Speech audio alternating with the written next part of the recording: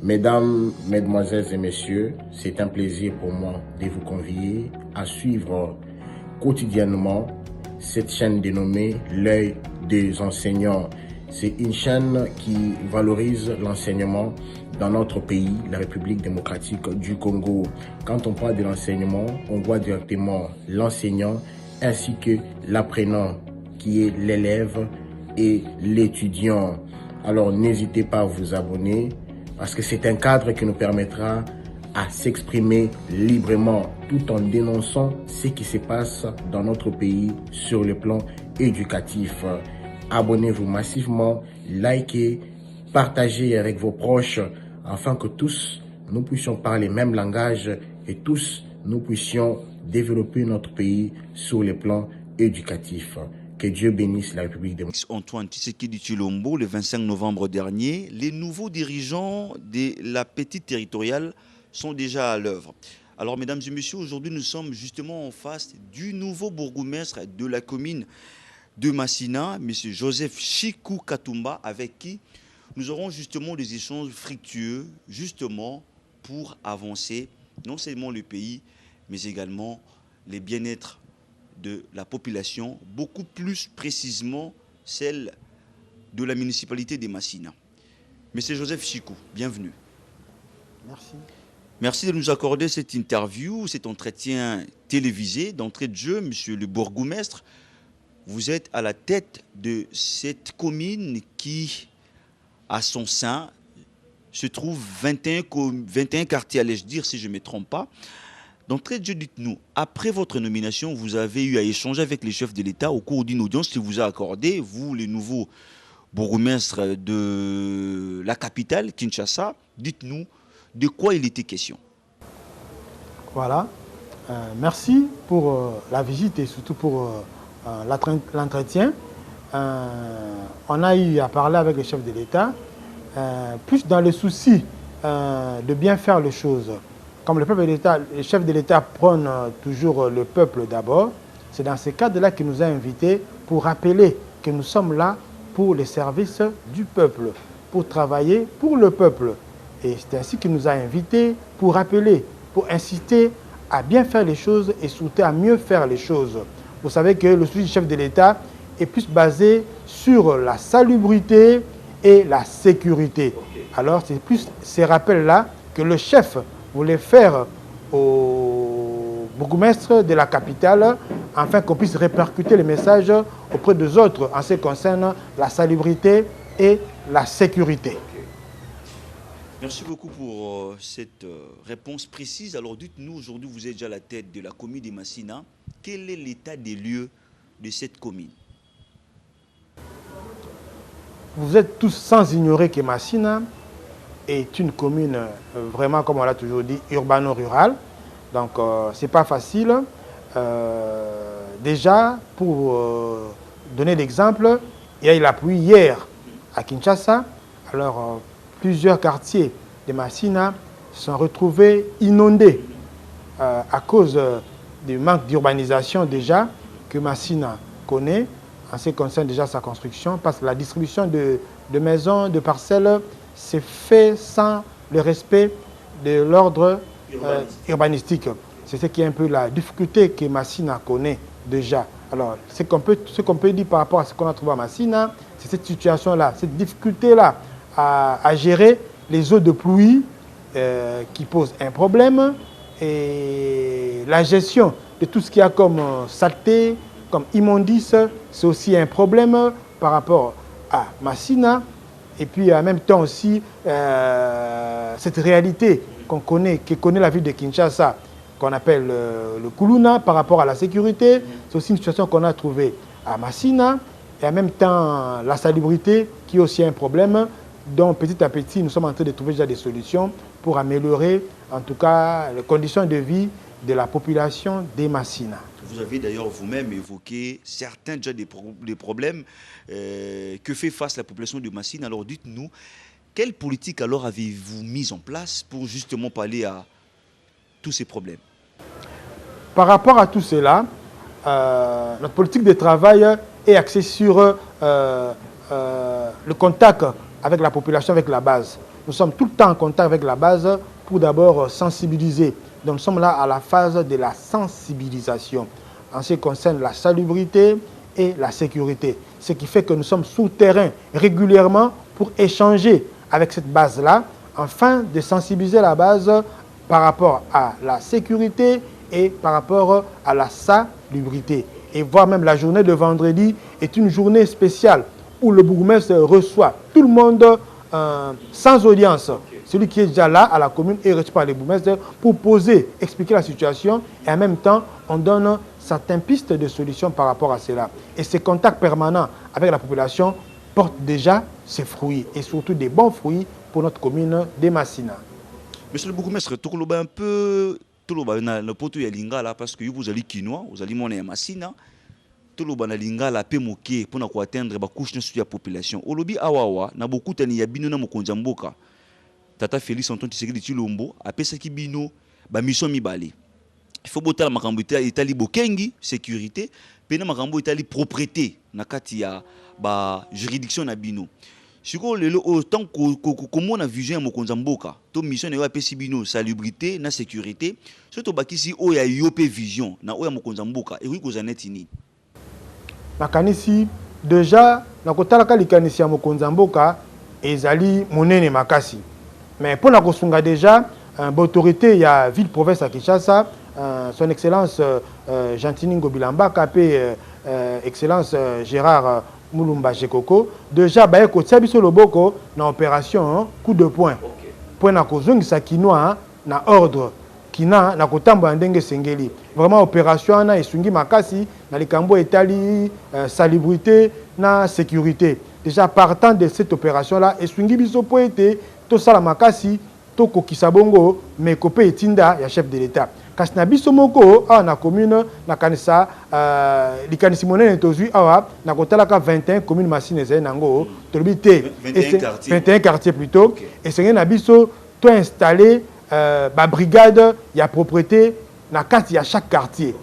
Alors to lancer opération brigade communale. To boyete bande kwa kin bopé to bazali. Elongo na bango bamba ko salaka déjà na tout autour na o etali bongo commune kasi pona ko kota na fin na ba quartier et sengeli to associé bana mboka bango moko nde na bi toujours na kata lolenge na ko sala mosala. Nous sommes là pour le peuple mais avec le peuple. Alors pour tout ça na peuple et sengeli toujours apena na kata ya source. Yango wana bandi si bongo brigade communale bongo batu ba ko sala na kata brigade communale ba ko uta bena ba quartier. Bangonde basengeli bongo kota likambo etali bokengi pe likambo etali bopeto na ba quartier na bango bako veiller na yango na ba chef de rue na ba chef de quartier elongo po ete tango nyonso ba contrôler likambo etali bongo bokengi pe bopeto na ba quartier na bango. Donc nous sommes déjà en train de mettre sur pied la brigade communale ya bopeto na kanisa na sanza ya misato awa déjà ekokota na mosala pe ko bandisa mosala elongo na bandeko ya kino bopeto.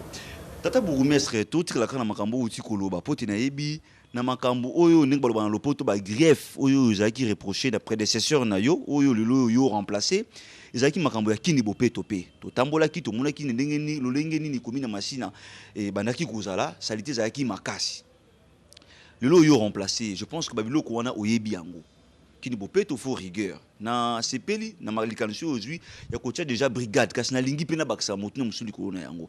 Est-ce que bozali na ba mesure d'encadrement au bokotia pour na ba brigade wana pourtant musu yepe ataki ba brigade na yepe ta musu pataki bandeko bandeko na makambo ya salité wana mais basaki musala malamu te yo ozali bourgmestre na yebi mimi ozali moto ya terrain pour ozofanda kaka na bureau te ozotambola raja na terrain. Est-ce que aussi aujourd'hui ba mesure d'encadrement to ba suivi oyo kolanda brigade oyo kotia en place mais aussi na kata commune ya Massina awa je pense que ozali mokonzi ozali informé ba ote ko violer maman moko na bakuna ka na kata commune Massina je crois côté ya mapela kuna na quartier 3 tango po sa jana likanisi ya kosilisa makambo wana côté ya makambo ya insécurité ba mesure nini o tie vraiment en termes ya rigueur pour que lobby ba makambo wana ya ba cambriolage ya ba extorsion ya ba viol et kitatalement moke po to ebiete quand nous lobby na vision na ozali vraiment que makambo wana fait diminuer mais ba mesure d'encadrement ni potier na aspect wana vraiment mesure à monene nde na yebi koloba po na ngai en tout cas ezali nde nazo ko bandela toujours c'est travailler avec le peuple.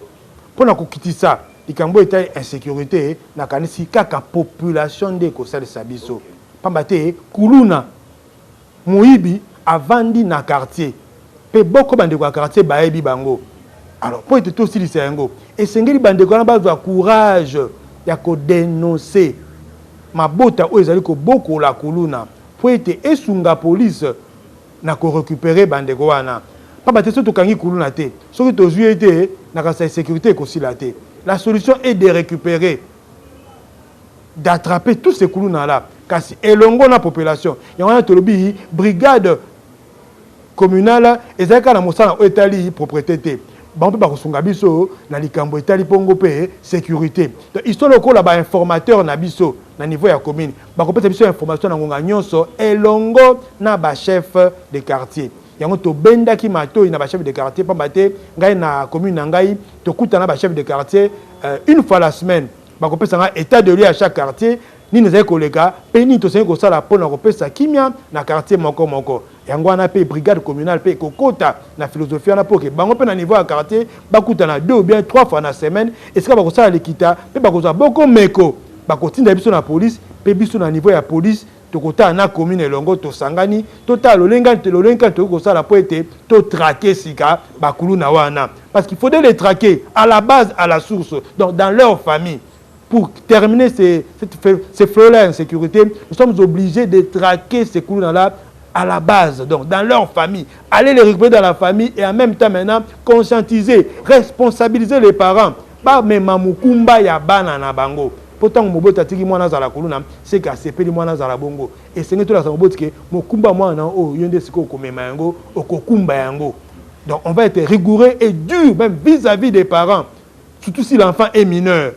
Soki mwana zali mineur toko pesa mokumba na ba boti pour bango de batiki mwana aza mineur to ibanso te mokonzamboka à quotidien dès que vous n'avez qu'à botter bon gratuité et enseignement. Donc à petit ndingisa à petit opportunité na mwana nyonso oza na mbola na ko 18 de 12 ans te a kende kelasi.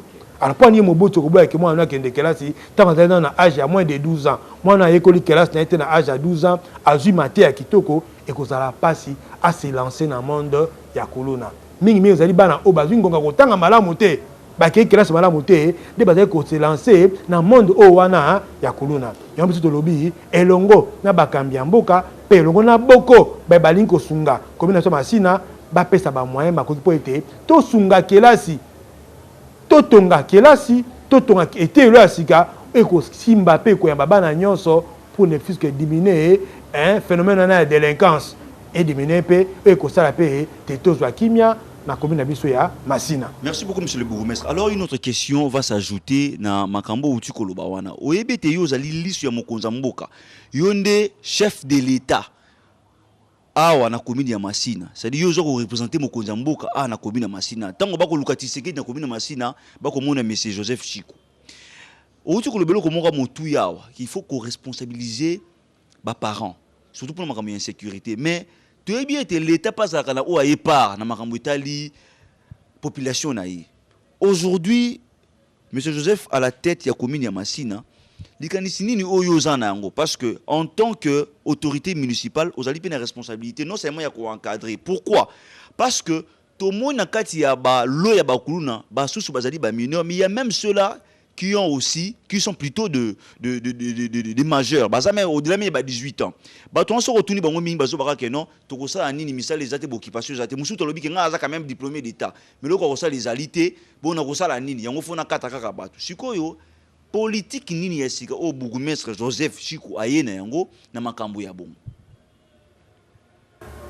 Bandeko nakanisa nakotalaka lolenge to kumbela commune ya Masina pe lolenge to kuteli yango. Et ça dit très facile. Parce que déjà avec la brigade communale, on peut récupérer déjà une affaire de plus de 200 jeunes. Bakota na kati ya mosalana. Bakota na kati ya mosalana. Pe so bakota na kati ya mosalana eko sungabiso wanza nano likanisia yambo. Pe ami balé na kasa Masina ezali sika oyo bato ba meseni kolona kolobo mbisi mwa mingi na Masina. Yango elongo na service na biso il y a développement rural, tout le candidat tout récupérer jeunes pour être topé sa matéya avec certaines ONG, certains aspects na mangomba musu ya église et sunga biso pour que to pesa mate ya to sensibiliser to te ya baleki pe ba jeune na misala ya maboko. Espace ko sala bilanga ezali, espace ko lobo mbisi ezali.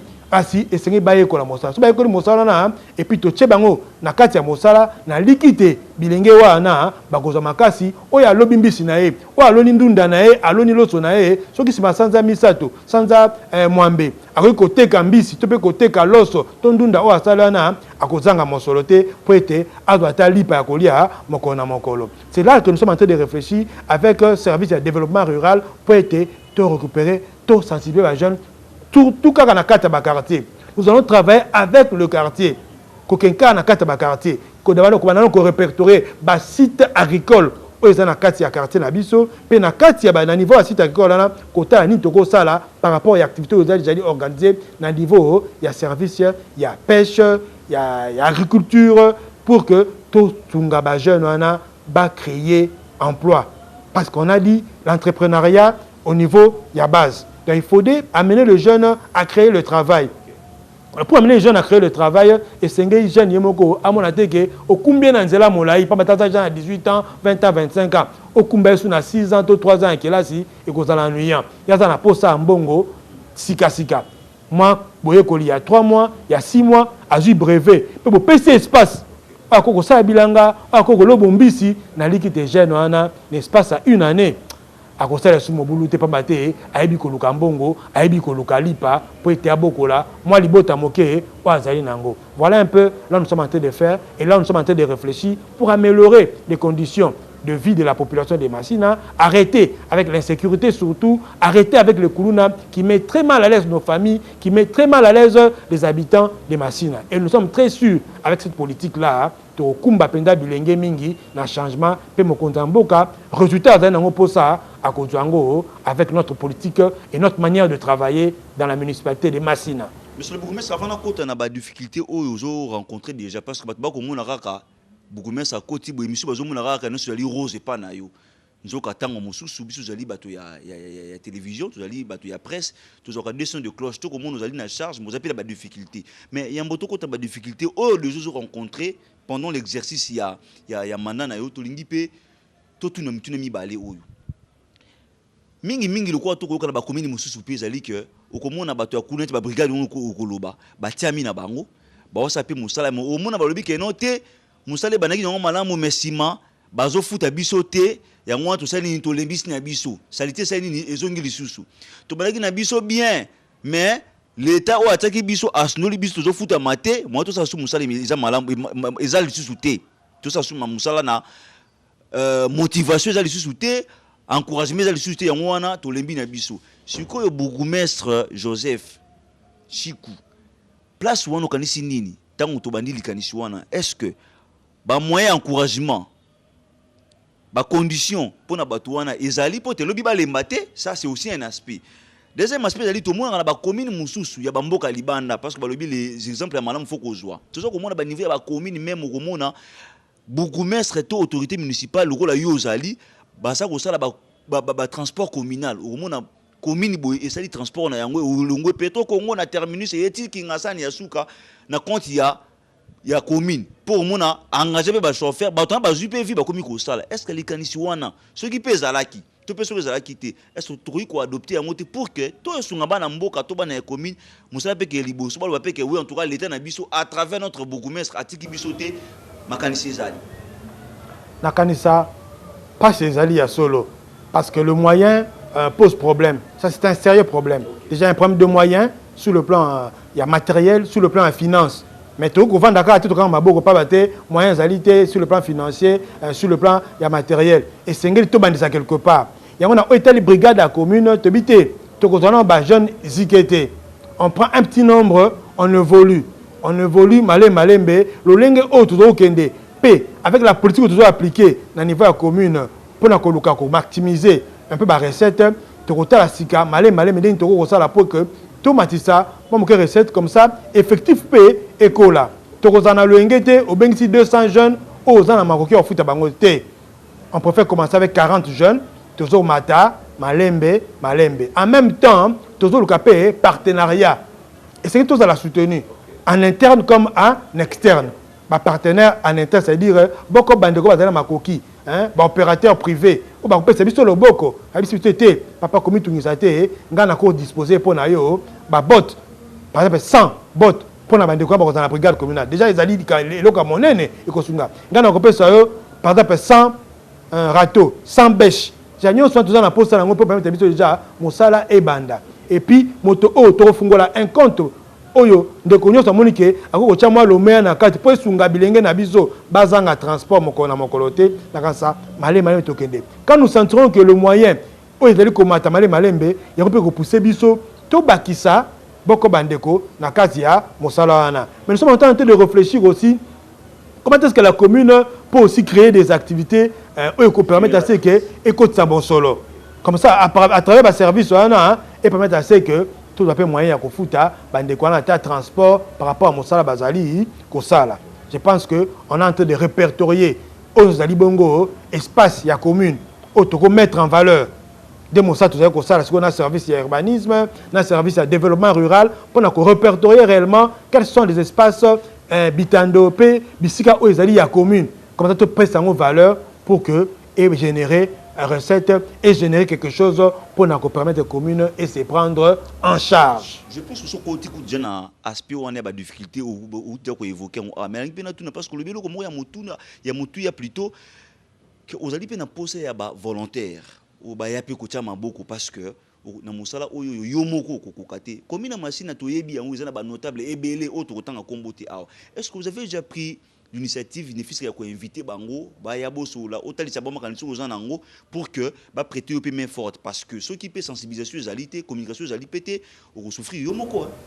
Merci nakanisa on a déjà commencé à prendre langue avec certains bandeko ya masina ba autorité ba notable masina to za déjà na kati ya benwana na kati ya esengwana pe na monité ba notable ya masina bazali vraiment totalement disposé ya kocha loboko. Voire même beaucoup parce que banda misala mike kasi ba su balembaki pe mais tant toye ba sibiso lokola toye ba kozongela pe ba kokoba na mosana na bango il suffit ka biso commune to pesa bango maboko pe peut na autorisation ko sala mosala na ko sécuriser mosala bazali ko sala na kanisa la commune a rassuré na ko pesa mokanda na ko sécuriser commune est rassurée kasi par rapport à notre ko sala ka pe police et sungabiso. Un autre problème c'est avec la police. La police nous accompagne difficilement. Il faut insister, il faut vraiment qu'on s'impose pour que aux soit soutien na appui la police na la municipalité na biso. Mais au moins na kanisa ndenge tozali koloba, ndenge tozali ko échanger moko na mokolo, masoli zali kitoko. Et tozokoba à peine 1 mois et demi à Mosala, na likité to comme na notable nyonso te po moto na occupation na e mais to moni boko déjà mi balemi sato o ba isibiso likambo zalité à tout moment so likambo zali ba ko tia loboko ba ko pesa makanisi po ete communauté lema commune masina et kende liboso. Ndeko bourgmestre Joseph Chikutu moko na suka ya masolo na biso to ebozama kambebele ya kosala na mokolo yoza na muta mosala ba question misato ka to tikali na yango na ebi ete kozala pasi po na yo yanola mais au nom de la transparence et de la redevabilité bini mombolo baka to ebi ete kozala pasi po rapport na mutuna o en 1 mois et demi or ezali e bandeli ba nkoko so bino boko connaître na ba fonction na bino. Est-ce que le hôtel de ville o ya tie bino o atindi bino asenaki ko pesa bino pe makoki po bosala musala o malamu asa pesi bino dialo boko parce que 1 mois et demi c'est déjà quelque chose te to pesa ya ndenge sengeli hôtel de ville azo pesa maboko na o to sengeli ko sana mosala parce que maele instruction accompagnement sur le plan ya maele makanisi akosunga ba formation zike hôtel de ville akosali saka financièrement de mokonza mboka lobi sengeli basunga bakotala kana bandeko ya ministère ya finance pour que bakokisa babezali programmé ezali prévu malé bakobongisaka pour que bapesa makoki wana pamati mokonza mboka lobi likamba développement à la base avec le projet de 145 territoires na likite Kinshasa pe ezali na kati ya projet wana donc ceux qui babandi ko réaliser pe okokisa projet wana ya 145 territoires bakozangisa te ko tia pe Kinshasa na kati ya makambo wana nyonso imo mokonza mboka lobaki akopesa makoki po ete mosala ezala kitoko mosala ezala malamu toko zelaka balaki na likite bakopesa po ete mosala ezala kitoko mais tolali pongite mosala ezali kosalama Nandenge Mukonzamboka pe bakambia ville à Kinshasa balingisi. Ok. Papa bourgmestre Joseph Sikou, to komi kokoma vraiment na suka maso na biso ka to skala mituna mi balé pour na biso skala misa to tuni déjà moko skala mi balé. Mutuna mi balé zali lelo oyo to ebi ete bino bakonzi bondongo na mingi bino na bino. Yo ozali bourgmestre komi na Masina kasi na sima na yo ozali pe na adjoint molandi na yo yebisa biso. Quel est le climat de travail qui règne entre vous et votre adjoint? Un meilleur, hein? Excellent climat. En bon terme, je pense qu'il n'y a pas beaucoup de choses à dire sur ce point-là, parce que déjà, nous travaillons en collaboration, en entente. À tout moment, on échange. Donc, il y a la stabilité et puis il y a la complémentarité dans le travail. Chacun sait respecter ses attributions et tout marche normalement dans notre municipalité. D'accord. Alors, on arrive sûrement à la fin de cet entretien. Justement, quel message avez-vous, Nalingala, na ba population na yo ya Masina, ba administrer na yo yo zali ko diriger? Bana Masina, boyebilo lenge Papa Chikou Joseph ayebi koloba na bino toujours. Na boko bandeko na sina ke kotala, na ba quartier na sina tamboli, pe na ko ba kotambola, boyebi nde na mesene koloba. Tu ko travailler pour le peuple, mais tu ko travailler avec le peuple. Na lingi bokanga oyanga imbela wana. Na ko sala mosala po na bino peuple.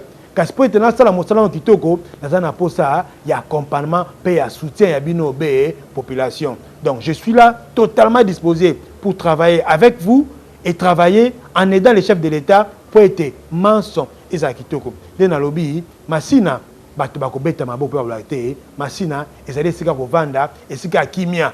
Nakansa na ngonga na ngai mosala obapesi ngai na kotombola Masina pe bandeko nyonso babate lokola Masina ezali entrée ya ville province ya Kinshasa, so moto oti poto moindo, moto oti poto, moto oti toka Afrika et sengale ka liboso Masina na likite bato okima mbango sous la commune za liboso. Bato bakolula mikolo kwa sima, auti poto, auti Éthiopie, auti Algérie avant d'obéir na Masina. Pamate, il fera beau vivre dans la commune de Masina.